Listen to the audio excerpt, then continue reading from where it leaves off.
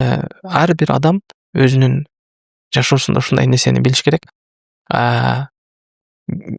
Адамдын Адамда эч бир ыктыяр болбогон. Ал өзүнүн каалоосу менен эмес болгон, Кудай Тааланын тандоосу менен болгон 4 нерсе бар да. Ошонун биринчиси бул адамдын улуту. Адамда ыктыяр жок. Ооба. Бул улутун Аллах Таала тарабынан берилген жараткан берген жарандыгың деп айтсак туура болот. Ар бир адам өзүнүн улуту, ошон үчүн аманат. Ар бир адам өзүнүн улутун өзгөртүүгө акысы жок. Ошондой эле экинчиси болсо, бул ар бир адамдын өзүнүн ата-энеси. Ата-энеси Аллах ыктыяр берилген эмес. Ооба. Ал Аллах Таала тарабынан берилген нерсе. Ошон үчүн шариятыбыз ата-энеге кылынган урмат сыйды, ата-энеге кылынган милдетти дайым Аллах Таала өзүнүн кийинки укуктан кийин койгон. Ошон үчүн ата-эненин ыраазылыгы бул Аллахтын ыраазылыгы, ата-эненин наразылыгы бул Аллахтын наразылыгы деген катуу шариятыбызда талап кылынган нерсе. Калеберсе ата-энеңе уф деген сөзүн да айтпа деп атат. Ал эми үчүнчүсү болсо адамдын жынсы.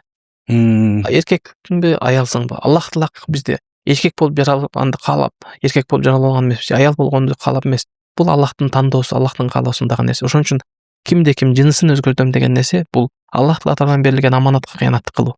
Өтө чоң күнөө болуп эсептелет. Ошондуктан бул нерседе өтө аярлап мамиле кылыш керек. Пайгамбар бул жынысын өзгөртүү эмес. Пайгамбар хадисте ким аял кишиге өзүн окшоткон аялдарга, эркек кишиге окшоткон же аял кишиге окшоткон эркектерге Алланын наалаты каргышы болсун деп айткан. Окшоткондорго, ал эми өзгөртүп алып бул жакта турсун. Ал эми төртүнчүсү болсо, бизге берип аткан перзенттерде адамда ыктыяр жок, тандоо жок. Аллах Таала Куранда айткандай эле, Аллах Таала Аллах Таала каалагандарга кыз беребиз деди. Аллах Таала каалагандарга эркек бала беребиз.